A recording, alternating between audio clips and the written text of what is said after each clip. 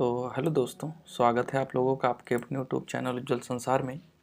दोस्तों, आज के इस वीडियो में हम लोग जानने वाले हैं फॉरेस्ट मेंसुरेशन के बारे में। ठीक है, जिसे हम फॉरेस्ट मेजरमेंट भी बोलते हैं। तो हर जगह इसके अलग अलग नाम मिलते हैं, या इसे हम फॉरेस्ट बायो बायोमेट्री भी बोलते हैं या डेंड्रोमेट्री बोलते हैं। तो अलग अलग जगह तरीके से और अलग अलग इसके नाम हैं। ठीक है, तो आज के इस वीडियो में हम लोग फॉरेस्ट मेंसुरेशन के बारे में समझने वाले हैं, जानने वाले हैं। तो देखिए क्या होता है इसमें। व्यास हो गया, ठीक, ऊंचाई हो गई, उम्र हो गया, वृद्धि हो गया, आयतन हो गया। मतलब इन सब चीज़ों के बारे में ज्ञात करना, जानना ही क्या कहलाता है? फॉरेस्ट मेंसुरेशन कहलाता है या फॉरेस्ट मेजरमेंट कहलाता है।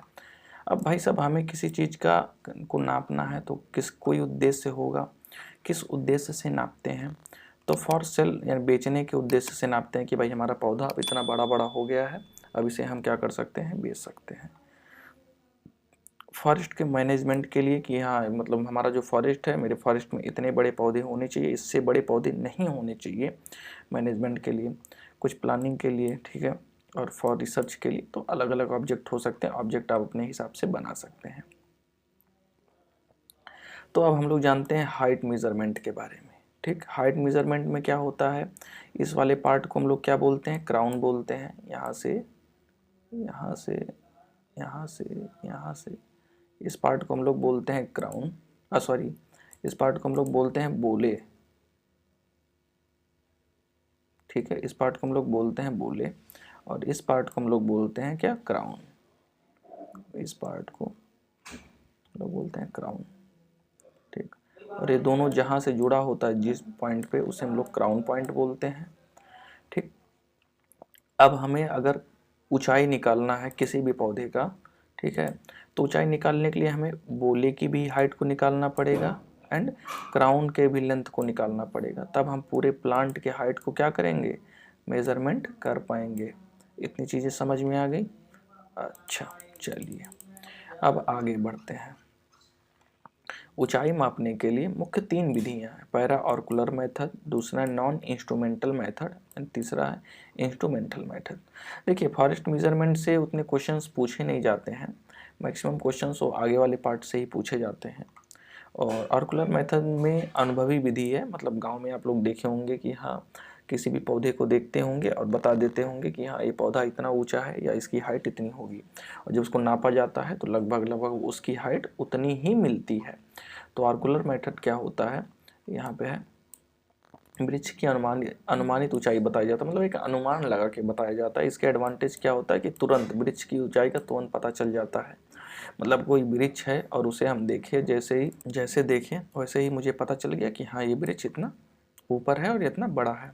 समय कुछ नहीं लगता और उपकरण भी कोई नहीं लगता, तो एडवांटेज ही है। ठीक है, अब नॉन इंस्ट्रूमेंटल मतलब इसमें इंस्ट्रूमेंट तो उसमें भी नहीं यूज हो रहा है, लेकिन इसमें भी कुछ इंस्ट्रूमेंट यूज होते हैं। वो इंस्ट्रूमेंट नहीं है, मतलब ऐसे छोटी छोटी चीज़ें। नॉन इंस्ट्रूमेंटल मेथड में क्या क्या है, यहाँ पे हम थोड़ा बताना भूल गए। नॉन इंस्ट्रूमेंटल मेथड में shadow method, single pole method and pencil method है, और इसमें जियोमेट्री एंड ट्रिग्नोमेट्रिक मेथड है। अब इसमें हम लोग आते हैं नॉन इंस्ट्रूमेंटल मेथड में। नॉन इंस्ट्रूमेंटल मेथड क्या है, मतलब इसमें कोई भी इंस्ट्रूमेंट का प्रयोग नहीं किया जाता है। अब मान लीजिए इसमें हम लोग पहले जानेंगे शैडो मेथड यानी छाया विधि। यानी छाया विधि से हम लोग क्या करेंगे, आज भाई हाइट निकालने वाले हैं। मतलब इस वीडियो को देखने के बाद आप जान जाएंगे कि हाँ, किसी पौधे की छाया को देखेंगे और आप क्या करेंगे, मतलब निकाल लेंगे कि हाँ इस पौधे की हाइट इतनी हो सकती है या इस वृक्ष की हाइट इतनी हो सकती है। तो मान लीजिए हमारा यह वृक्ष है, और जब सुबह के टाइम जब अपना जो सूर्य है वो निकला, ठीक, मान लीजिए अपना जो सूर्य है वो क्या होगा, निकल गया।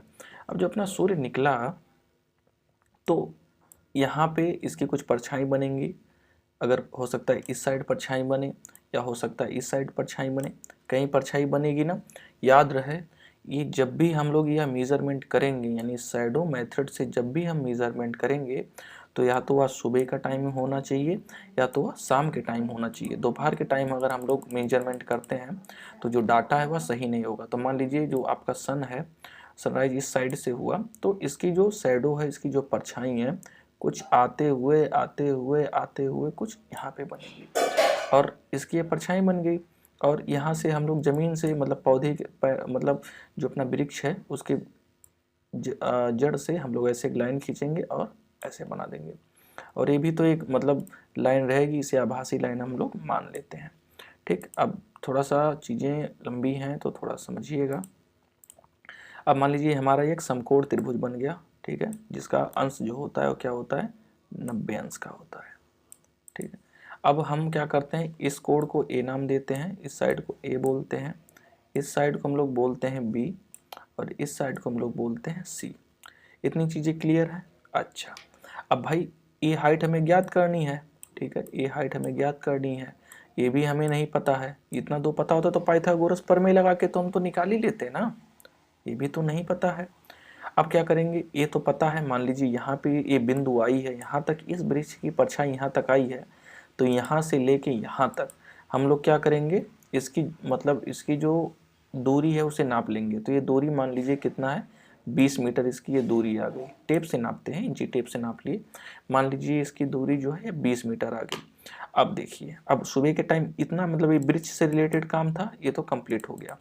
अब उसी के मतलब वृक्ष के जहाँ ये आती है उसी के थोड़ा दूर ही एक हम लोग लकड़ी खड़ा करेंगे। मतलब कोई भी लकड़ी हो सकता है, कोई भी मतलब कोई भी डंडा हो, कोई भी लकड़ी हो, उसे खड़ा करेंगे और उसकी ऐसे मान लीजिए ज़मीन में इसको धंसा दिए। धंसाने के बाद इसका थोड़ा सा कलर चेंज करते हैं, थोड़ा सा चीज़ें समझिएगा। मान लीजिए इसको धंसा दिए, धंसाने के बाद ये कुछ ऐसे हो गया। अब इसकी भी परछाई कुछ इस प्रकार से जाएगी। अरे भाई, इसकी परछाई गई है तो इसकी भी परछाई जाएगी, तो इस प्रकार से हो जाएगा। थोड़ा सा ये भी कुछ इस प्रकार से आपका हो जाएगा। तो ये अब हम भाई लकड़ी लिए हैं तो उसे तो हम नाप के लेंगे ना, लकड़ी तो नाप सकते हैं। मान लीजिए इतनी बड़ी लकड़ी है तो उसे हम नाप लिए, तो इस लकड़ी का जो वो है लंबाई वो 3 मीटर है। ठीक, और ये जो यहाँ से इस बिंदु से जहाँ तक उसकी परछाई बनी है, शैडो बनी है, वो कितना मीटर बनी है, 5 मीटर दूर बनी है।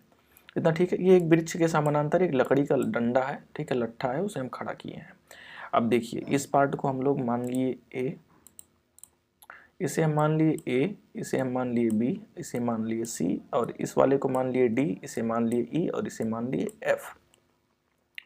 अब देखिए, मान लीजिए जो ए बी मतलब ए और बी ये पौधे की लंबाई है और डी और सी, डी और ई ये भी लंबाई है ना, ये लकड़ी की लंबाई है, तो ये दोनों एक जैसे हुए तो इन्हें हम लिख सकते हैं ए बी बराबर, ठीक है, डी ई। मतलब ए बी बराबर डी ई, मतलब ए बी जैसा है वैसा डी ई भी है, तो ए बी बराबर डी ई। फिर हम लोग ऐसे खींचेंगे नीचे, ठीक है। उसके बाद क्या है, बी सी बराबर बी सी बराबर बी सी बराबर ई एफ, बी सी बराबर ई एफ, मतलब जैसा ही वैसा ही। अब हमको मान क्या ज्ञात करना है, उन्हें पौधे की लंबाई को हमें ज्ञात करना है ना। तो पौधे की लंबाई को ज्ञात करने के लिए क्या करेंगे हम लोग, हमें ए बी का मान निकालना है। तो ए बी का मान निकालने के लिए क्या करेंगे, ए बी को यहीं रहने देंगे और बी और इसको इस साइड लाएंगे तो ये क्या हो जाएगा, गुणे में जाएगा। ठीक है, इतना तो आपको पता होगा। तो ए बी को छोड़ के डी इंटू बी सी करके और ई एफ जो है वो नीचे रह जाएगा। इतना चीज़ें क्लियर हुई। चलिए, अच्छा, अब ए बी की बात किया जाए। अब डी, अब देखिए डी का कुछ मान दिया है, डी और ई का 3 मीटर है, तो उसे हम यहाँ डाल देंगे 3 मीटर, मान भर दिए। फिर क्या है, बी सी, यहाँ पे हमें बी सी का मान भरना है, तो बी और सी का मान कितना है, 20 मीटर, तो बी और सी का मान भरेंगे 20 मीटर, तो यहाँ पे 20 आ गया। उसके बाद नीचे क्या है, ई और एफ, ई और एफ का मान हमें ज्ञात करना है। तो ई और एफ का मान कितना आपका है, ई और एफ का मान कितना है, 5। इतना क्लियर है। अब इसको हम काट देंगे, 20 चौक 5 चौक के 20, ठीक है, यानी ए बी बराबर 20, यानी यह जो पौधा है इसकी लंबाई कितनी है, 20 मीटर है। क्लियर हो गया, समझ में आ गया। नहीं समझ में आया हो तो कमेंट करिए, फिर से वीडियो बना दिया जाएगा।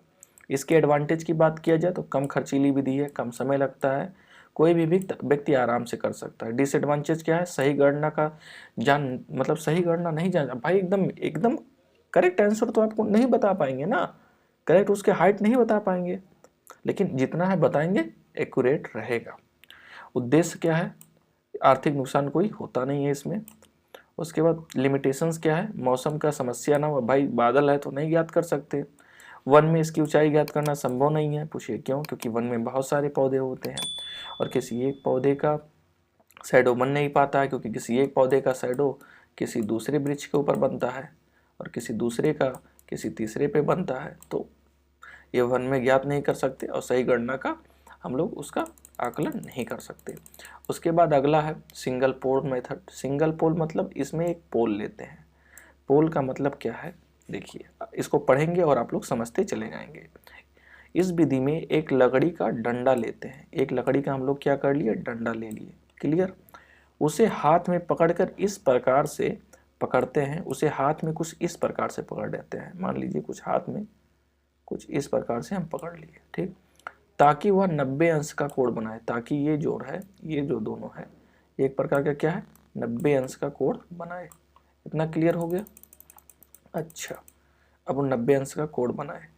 अब उसे पेड़ के पास लाके डंडे के ऊपर बिंदु से पेड़ की ऊपरी बिंदु को देखने की कोशिश करेंगे। मतलब ये लकड़ी है, मान लीजिए पहले यहाँ पे था, तो यहाँ से इसकी ऊपर की बिंदु देख रहे हैं तो क्लियर नहीं दिख रहा है।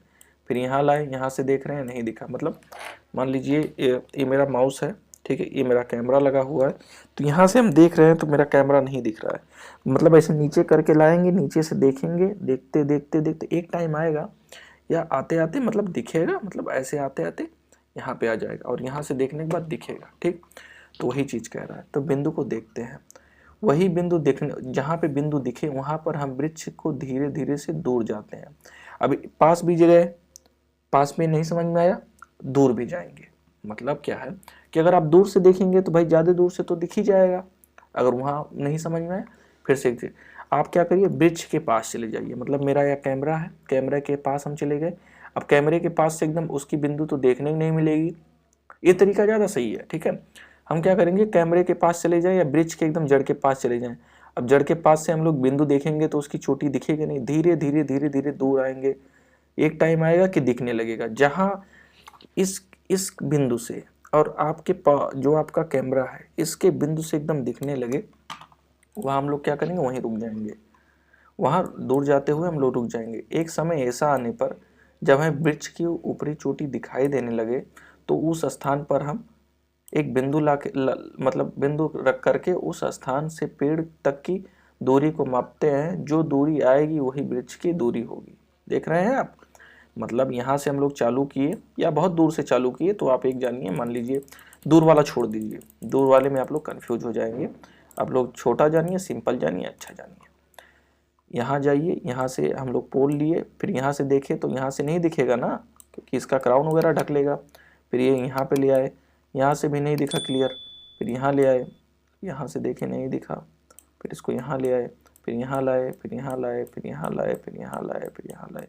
ऐसे ऐसे करते जब यहाँ लाए तो यहाँ से अच्छे से दिखने लगा। इसको नापेंगे, ये 20 मीटर हुआ, तो ये इसकी भी जो ऊंचाई है वो भी 20 मीटर होगी। इतना क्लियर है?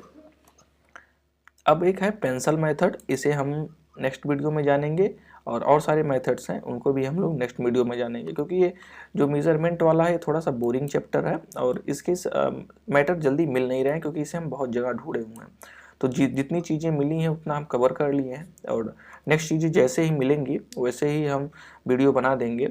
और अगर अभी नहीं मिलता है तो उसे भी थोड़ा सा आप लोग रुके रहिए। अभी हम लोग आगे वाले लेक्चर को भी कवर कर लेते हैं, जैसे ग्रो फॉरेस्ट्री हो गया और शिफ्टिंग कल्टीवेशन, टोंगिया कल्टीवेशन, और जो आपके मतलब 2 क्रॉप को आपको पढ़ना है, जो भी मतलब हाईली डेवलप या फिर हाईली प्रोडक्टिव जो क्रॉप है उनके बारे में भी पढ़ना है। तो धीरे धीरे कर लेते हैं। तो हमको लगता है 3 से 4 और वीडियो बनाने हैं फॉरेस्ट्री का, उसके बाद ये कंप्लीट हो जाएगा। तो वीडियो अगर आपको पसंद आ रहा हो तो आप हमारे चैनल को सब्सक्राइब करें और वीडियो को भी लाइक करें, क्योंकि आपका एक कमेंट और एक सब्सक्राइब हमें बहुत मोटिवेशन देता है। तो मिलते हैं अपने नेक्स्ट वीडियो में, तब तक के लिए जय हिंद, वंदे मातरम।